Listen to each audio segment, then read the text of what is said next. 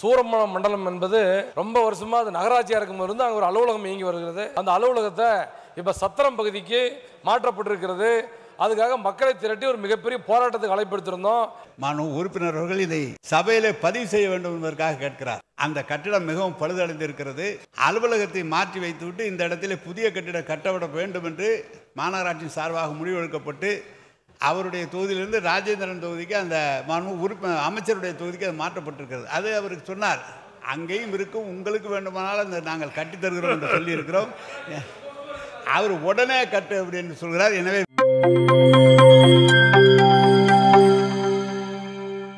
விநாயகன் 12 மாண்புமிகு உறுப்பினர் திரு ஐட்ரீம் ரா மூர்த்தி மாண்புமிகு நகராட்சி நிர்வாகத்துறை அமைச்சர் அவர்கள். மாண்புமிகு பேரவைத் தலைவர் அவர்களே, திருத்திய விடை சொல்வதற்கு அனுமதி அளிக்குமாறு நான் கேட்டுக்கொள்கிறேன்.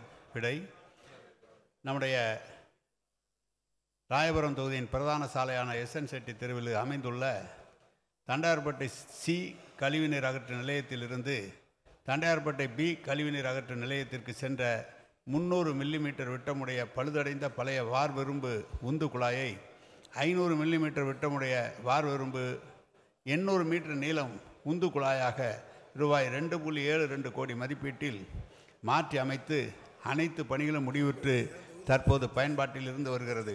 மற்றும் தண்டையார்பேட்டை பி கழிவுநீர் அகற்றும் நிலையத்திலிருந்து தண்டையார்பேட்டை எஃப் கழிவுநீர் அகற்றும் நிலையத்திற்கு செல்லும் 500 மில்லிமீட்டர் விட்டமுடைய பழுதடைந்த பழைய வார்வெரும்பு உந்து குழாயை 750 மில்லிமீட்டர் விட்டமுடைய வார்வெரும்பு உந்து குழாயாக 3600 மீட்டர் நீளத்தில் மாற்றுவதற்கு 22.34 கோடி திட்ட மதிப்பீட்டில் பணிகள் மேற்கொள்ளப்பட்டு தற்போது பணிகள் நடைபெற்று வருகிறது. இதுவரை சுமார் 46% பணிகள், அதாவது 1660 மீட்டர் நீளத்திற்கு குழாய் பதிக்கும் பணி முடிவுற்றுள்ளது.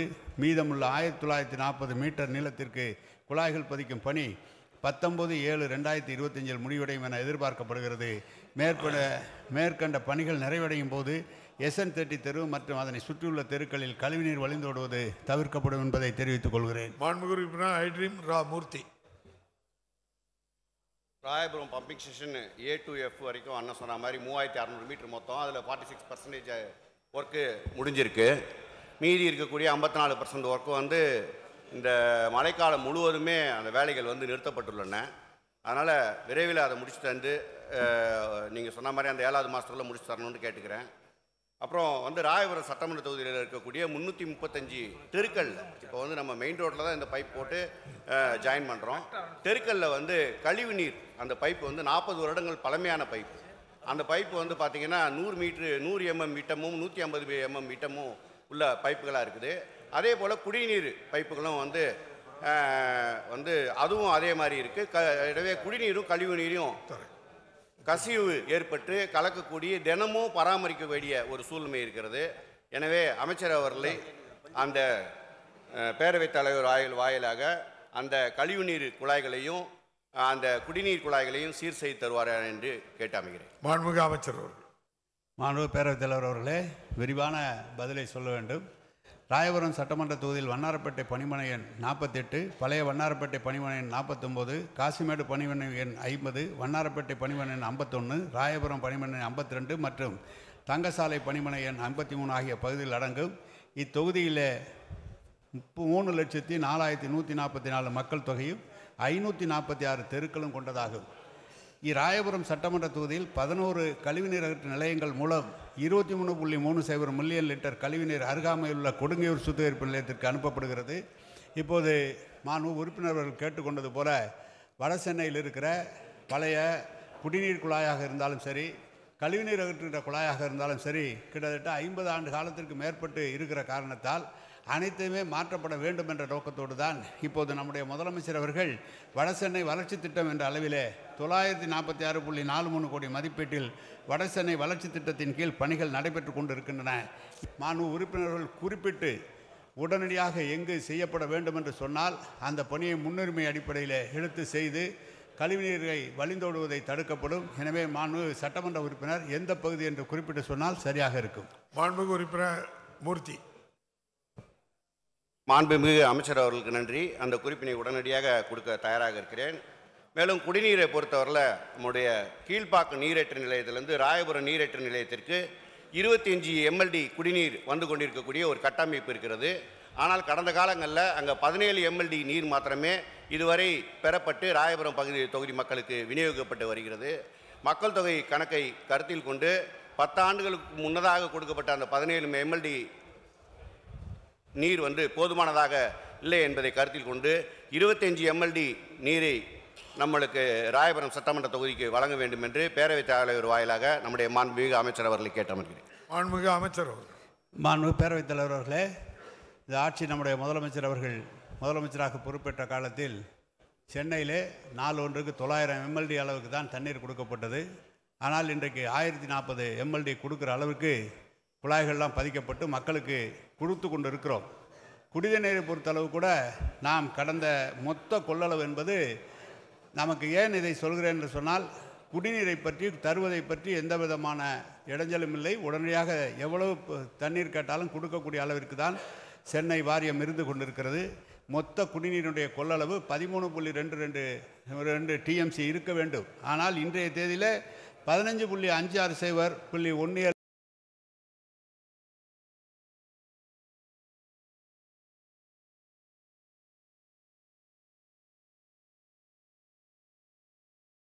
தண்ணீரும் இருக்கிறது. இதே கடந்த ஆண்டிலே இருப்பு என்று எடுத்து பார்த்தால் 10 டிஎம்சி 11 டிஎம்சி தான் இருந்தது. கடந்த ஆண்டை விட கூடுதலாக 6.5 டிஎம்சி கூடுதலாக தான் இருந்து கொண்டிருக்கிறது. மாண்பு உறுப்பினர் அவர்கள் அந்த பகுதியில் குடிநீர் அதிகப்படுத்தி தர வேண்டும் என்று கேட்டிருக்கிறார்.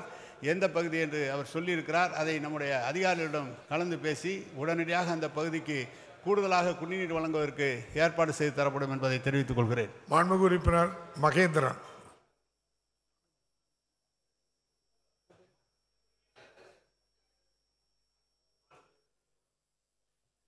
நீங்கள் பொள்ளாச்சி ஜெயராமன்ட்ட ஏதோ பேசிக்கிட்டே இருக்கீங்க, உங்கள் பேரை சொன்ன கூட கவனிக்கல. மாண்புமிகு பேரவைத் தலைவர் அவர்களே, மாண்புமிகு அமைச்சர், மிக முக்கியமான கோரிக்கை. மடத்துக்குளம் சட்டமன்ற தொகுதிக்குட்பட்ட பகுதியில் ஏற்கனவே 54 கோடி ரூபாயிலே கணக்கம்பாளையம் கூட்டு குடிநீர் திட்டம், பூலாங்கனர் கூட்டு குடிநீர் திட்டம், மடத்துக்குளம் பேரூராட்சி மற்றும் ஊராட்சியில் அடங்கிய கூட்டு குடிநீர் திட்டம் 3 கூட்டு குடிநீர் திட்டத்திற்கு 54 கோடி ரூபாய் மதிப்பீட்டிலே குழாய்கள் புதுப்பிக்கப்பட்டது. ஆனால் இன்று வரை முறையாக குடிநீர் விநியோகம் இல்லாததால் உடுமலை நகராட்சியில் 8 எம்எல்டி இதாக யூஸ் பண்ணிட்டுருக்காங்க. 12 எம்எல்டி வரைக்கும் எடுக்கலாம். அது அருகில் உள்ள ஊராட்சிகளை நகராட்சியோடு எது தேவைப்படுமோ அந்த பகுதிகளை இணைத்து அந்தந்த நகருக்கு அருகில் உள்ள பகுதியில் குடிநீர் பிரச்சனை இல்லாத ஒரு சூழ்நிலை உருவாக்க வேண்டும். அதே போல் அந்த மடத்துக்குளம் கூட்டு குடிநீர் திட்டத்திற்கான துணை கேள்வி ஒரு வரியில முக்கியமான கேள்விங்க, முக்கியமான புரிஞ்சுக்கிடுவாங்க. குழாய் புதுப்பிக்கும் பணியை மீண்டும் கூடுதல் நிதி ஒதுக்கி முறையாக மடத்துக்குளம் தொகுதி முழுவதும் குடிநீர் வரும் வகையில் மாண்புமிகு அமைச்சர் அவர்கள் நிதி ஒதுக்கி ஏற்பாடு செய்வார் என்பதை தங்கள் வாயிலாக கேட்டு அமர்கிறேன். மாண்புமிகு அமைச்சர் அவர்கள். மாண்புமிகு பேரவைத் தலைவர் அவர்களே, அது திருப்பூர் மாவட்டமாக இருந்தாலும் கோவை மாவட்டமாக இருந்தாலும் நம்முடைய முதலமைச்சர் அதற்காக நிதியை தந்து திருப்பூர் மாவட்டத்தில் 110 எம்எல்டி உள்ள புதிய கூட்டு குடிநீர் திட்டம் தொடங்கி மக்களுக்கு பயன்பாட்டு வருகிறது. கோவையில் பில்லூர் 1, 2, 3 என்ற திட்டம் 3வது திட்டத்தை தொடங்கி இப்போது கோவை மாநகரில் 300 எம்எல்டி கொடுக்கக்கூடிய வசதி இருக்கிறது. அன்றைக்கே முதலமைச்சர் என்ன சொன்னார்னு சொன்னால், கோவையில் அதிகமாக தண்ணீர் இருக்கிற காரணத்தால் மற்ற நகரங்களுக்கு அதை விரிவுபடுத்தி தர வேண்டும் என்று சொல்லப்பட்டிருக்கிறது. அது விரிவான திட்ட அறிக்கை தயாரிக்கப்பட்டிருக்கிறது. மடத்துக்குளத்தை பொறுத்தளவு ஏற்கனவே போடப்பட்டிருக்கிற குழாய்கள் சரியாக இதுவரை பதிக்கப்படவில்லை என்று சொல்லியிருக்கிறீர்கள். உரிய முறையில் எங்களுடைய துறையின் செயலாளரும் இங்கே தான் இருந்து கொண்டிருக்கிறார், கேட்டுக்கொண்டிருக்கிறார். எனவே அதை உரிய முறையில் ஆய்வு செய்து விரைவாக அங்கே குடிநீர் கொடுப்பதற்கு ஏற்பாடு செய்யப்படும். ஒன்று. ரெண்டாவது, இதில் நகரம் என்று இல்லை, கிராமம் என்று இல்லை. கிராமமாக இருந்தாலும் அந்த பகுதிக்குள்ள குடிநீர் வழங்குவதற்கு எல்லாம் தமிழ்நாடு குடிநீர் வடிகால் வாரியம் மூலமாக தான் கொடுத்து கொண்டிருக்கிறோம். எனவே உடுமலை பகுதியில் இருக்கிற கிராமங்களுக்கு அந்த தண்ணீர் கொடுப்பதற்குரிய முயற்சி எடுக்கப்படும், அதை செய்து தரப்படும் என்பதை தெரிவித்துக் கொள்கிறேன். மாண்புமிகு உறுப்பினர் ஜோசப் சாமுவேல். மாண்புமிகு பேரவைத் தலைவர் அவர்களே, அம்பத்தூர் சட்டமன்ற தொகுதிக்குட்பட்ட வார்டு 83 அமைந்துள்ள மாதனங்குப்பம் மற்றும் அதனை சுற்றியுள்ள பகுதிகள் மற்றும் வார்டு 79, 81, 82, 86 பகுதிகளில் சுமார் 400 தெருக்களுக்கு மேல் பாதாள சாக்கடை கட்டமைப்பு வசதிகள் அமைத்து கொடுக்க கடந்த நிதியாண்டில் சுமார் 136 கோடி மதிப்பீட்டில் விரிவான திட்ட அறிக்கை தயாரிக்கப்பட்டு நிதி ஒதுக்கப்படாத காரணத்தால் பணிகள் தொடங்கப்படாத நிலையிலே உள்ளது. கேட்காமலே கொடுக்கின்ற மக்களின் முதல்வரின் நல்லாட்சியில் இந்த நிதியாண்டில் நிதி ஒதுக்கி பணிகள் விரைவில் நடைபெறுமா என்பதை மாண்புமிகு அமைச்சர் அவர்களை மாண்புமிகு பேரவைத் தலைவர் வாயிலாக அறிய விரும்புகிறேன். மாண்புமிகு அமைச்சர். மாண்பு பேரவைத் தலைவர்களே, கடந்த ஆண்டு அது அறிவித்திருக்கிறது. விரிவான திட்ட அறிக்கை தயாரிக்கப்பட்டு அரசு ஆணையும் வெளியிடப்பட்டிருக்கிறது. விரைவில் டெண்டர் விடப்பட்டு நிதி நிலைக்கேற்ப கொஞ்சம் தாமதமாக இருக்கிறது. நிதிக்கு நிலைக்கேற்ப அந்த பணிகள் தொடங்கப்படும். எனவே விரைவாக அம்பத்தூர் பகுதியில் அந்த திட்டம் தொடங்குவதற்கு உரிய முறையில் முதலமைச்சர் அவருடைய கவனத்திற்கு கொண்டு சென்று நிதியை பெற்று திட்டம் தொடங்கலாம். அதற்குரிய நடவடிக்கைகள் எடுக்கப்படும் என்பதை தெரிவித்துக் கொள்கிறேன். மாண்புமிகு உறுப்பினர் அன்பழகன். மாண்புமிகு பேரவைத் தலைவர்களே, கும்பகோணம் மாநகராட்சியில் 1967ஆம் ஆண்டு ஆரம்பிக்கப்பட்ட பாதாள சாக்கடை 60 ஆண்டுகளுக்கு பிறகு பழுதடைந்திருக்கிற இந்த சூழ்நிலையில் இன்றைக்கு கும்பகோணம் மாநகராட்சி கொஞ்சம் வார்டுகள் விஸ்தரிக்கப்பட்டு தாராசுரம் சேர்க்கப்பட்டதுக்கு பிறகு பல இடங்களில் சாலைகளில் அந்த சாக்கடை நீரும் குடிநீர் நீரும் கடந்து செல்கிற அவல நிலை இருக்கிறது. மாண்பிற்கனிய அமைச்சரிடம் 58 கோடி ரூபாய்க்கு புதிதாக பாதாள சாக்கடை அமைப்பதற்காகவும் விசரணை சரி செய்வதற்காகவும் ஒரு மதிப்பீடு அனுப்பப்பட்டிருக்கிறது. மாண்புமிகு அமைச்சர் அவர்கள் முதலமைச்சரிடம் அணுகி அது விரைவாக நிதியாணை பெற்று கும்பகோணம் மாநகராட்சியுடைய மக்களுடைய அவலநிலையை தீர்ப்பாரா என்பதை தாங்கள் வாயிலாக அறிய விரும்புகிறேன். மாண்புமிகு அமைச்சர். மாண்புமிகு பேரவைத் தலைவர்களே, நம்முடைய அன்பழகன் மாண்புமிகு உறுப்பினர் அவர்கள் சொல்கிற போது கும்பகோணம் மாநகராட்சியோட அவல நிலை என்று சொல்கிறார். இந்த ஆட்சி ஏற்பட்ட பிறகு கிட்டத்தட்ட 200 கோடி ரூபாய்க்கு மேலாக கும்பகோணம் நகராட்சிக்கு பணம் தரப்பட்டிருக்கிறது. அவருடைய வாய்க்காலை சரி செய்வதற்காக அது கூட திட்ட மதிப்பீடு செய்யப்பட்டிருக்கிறது. கடந்த ஆண்டு வாய்க்கால்கள் மழைநீர் வடிகால் வாய்க்கால்கள் கட்டுவதற்கு கொஞ்சம் இல்லாமல் கடந்துக்கு முந்தைய ஆண்டு தான் அது தரப்பட்டது. இந்த ஆண்டு ஒதுக்கப்படுகின்ற போது மழைநீர் வடிகால் வாய்க்கால் கட்டப்பட்டு சாலைகள் எல்லாம், ஏனென்றால் 2 பக்கம் ரீட்டைனிங் வால் இருந்தால் அந்த சாலைகள் அதிகமாக பழுதுபடாது, நீண்ட காலம் வரும் என்ற காரணத்தால் அந்த திட்டத்தை முன்னுரிமை தந்து இந்த ஆண்டு செய்ய சொல்லி மாண்பு முதலமைச்சர் சொல்லியிருக்கிறார்கள். எனவே மாண்பு உறுப்பினர்கள் சொன்னது போல் அவல நிலை இல்லை, அது நல்ல முறையில் இருக்கிறது. மேலும் நல்ல முறையில் உருவாக்குவதற்கு மாண்பு உறுப்பினர்கள் சொன்னதை எடுத்து பாதாள சாக்கடை திட்டம் என்று சொல்கிறார். பாதாள சாக்கடை திட்டம் நிறைவேற்றுகிற போது அதை தோண்டி மீண்டும் அதை கொண்டு வருவதற்கு 2 ஆண்டுகள் ஆகும். அவர் மறுபடியும் அதை சொல்வார். அந்த திட்டத்தையும் விரைவில் தொடங்க அனைத்து நடவடிக்கைகளும் எடுக்கப்படும் என்பதை தெரிவித்துக் கொள்கிறேன். மாண்புமிகு உறுப்பினர் அருள். மாண்புமிகு பேரவைத் தலைவர்களே வணக்கம்.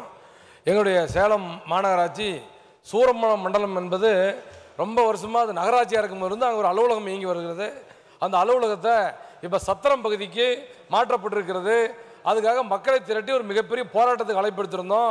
அப்போ பொறுத்த வரைக்கும் நகராட்சி நிர்வாகத்துடைய அமைச்சர் அந்த இடத்துல நாங்கள் உறுதியாக புதிய கட்டடம் கட்டித்தரேன்னு சொன்னார்.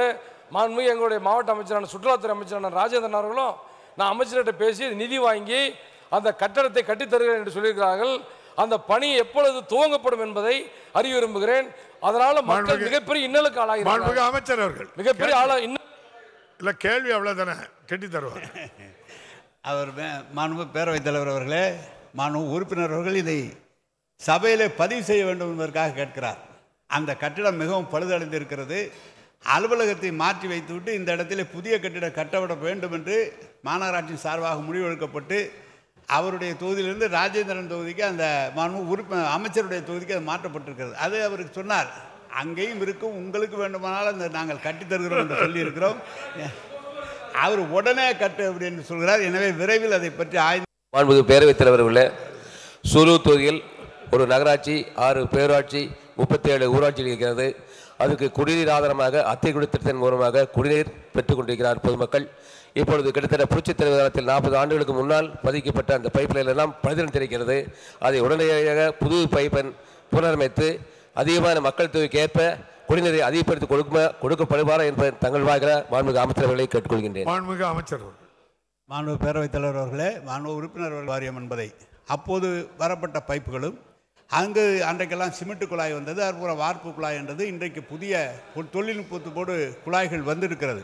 எனவே அந்த காலத்தில் பதிக்கப்பட்ட அந்த குழாய்கள்லாம் பல இடங்களிலே பழுதுபட்டு இருக்கிறது. மட்டும் 5000 கோடிக்கு மேலாக ரெட்ரோஃபிட்டிங் அளவில் பழைய குழாய்களை புதுப்பித்து செய்து கொண்டிருக்கிறோம். சூலூர் தொகுதியும் கவனத்தில் கொள்ளப்படும். மாண்புமிகு உறுப்பினர் ஹசன் மௌலானா.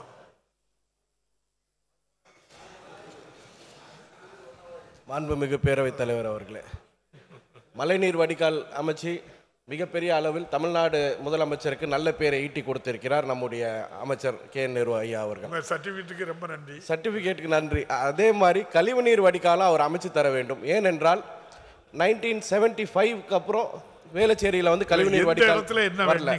இல்லை, எல்லா இடத்துலையுமே பொதுவாக தண்ணி நிறைய நிற்குது. நீங்கள் என்னதான் ஜெட் ராடிங் மிஷின் கொடுத்து என்னதான் சூப்பர் சக்கர் மிஷின் உங்க தொகுதியில் எந்த இடத்துல என்ன செய்யணும்? தொகுதிக்கு முழுவதும் மழைநீர் வடிகால் அமைத்தது போல் கழிவுநீர் வடிகால் புதிதாக அமைத்து தர வேண்டும். அது போக டீசாலினேஷன் பிளான்ட் இப்போ போட்டிருக்கீங்க, அதில் ஹைட்ரோஜன் எனர்ஜி எடுக்கிறதுக்கான பிளானும் வந்து இந்த அரசாங்கம் பண்ணணும்னு நான் கேட்டுக்கொள்கிறேன். அமைச்சர் அதில் வந்து ஹைட்ரோஜன் எனர்ஜி, நெக்ஸ்ட் எனர்ஜியோட லெவல் வந்து ஹைட்ரோஜன் எனர்ஜி. இப்போ பேட்டரி கார்ஸ் மாதிரி ஹைட்ரோஜன் கார்ஸ் வருது. ஸோ அந்த டீசாலினேஷன் பிளான்ட் மூலமாக நீங்கள் ஹைட்ரோஜன் எனர்ஜியை தயாரிக்கலாம். அதுக்கான ஆயப்பணிகளும் நீங்கள் செய்யணும்னு கேட்டுக்கொள்ளுங்க. மாண்புமிகு அமைச்சர். மாண்புமிகு பேரவை தலைவர் அவர்களே, அவருடைய பகுதியில் இருக்கிற ஏரி ஒரு காலத்தில் எப்படி இருந்தது உங்களுக்கு தெரியும். மாண்புமிகு உறுப்பினர் நமது மக்கள் நல்வாழ்வுத்துறை அமைச்சர் சென்று எங்களை காண்பித்து அந்த ஏரியை சுத்தப்படுத்தி நாங்கள் செய்திருக்கிறோம். அதோடு மட்டுமல்ல, 2200 கிலோமீட்டர் நீளத்திற்கு சென்னை மாநகராட்சியில் அனைத்து இடங்களிலுமே ஆகாய தாமரை அகற்றப்பட்டு கிட்டத்தட்ட வாய்க்காலெல்லாம் தூர் வாரி செய்யப்பட்டிருக்கிறது. எனவே மழைநீர் வடிகால் கட்டுவது போல கழிவுநீர் வாய்க்கால்களை கட்டுவதற்குரிய நடவடிக்கைகள் புதிய திட்டமாக இப்போது சொல்லியிருக்கிறீர்கள். அதை கவனத்தில் கொண்டு அது எவ்வளவு சாத்தியப்படும், நிதிநிலை எப்படி இருக்குமெல்லாம் கேட்டறிந்து அதை எடுக்கலாம். வணக்கம்.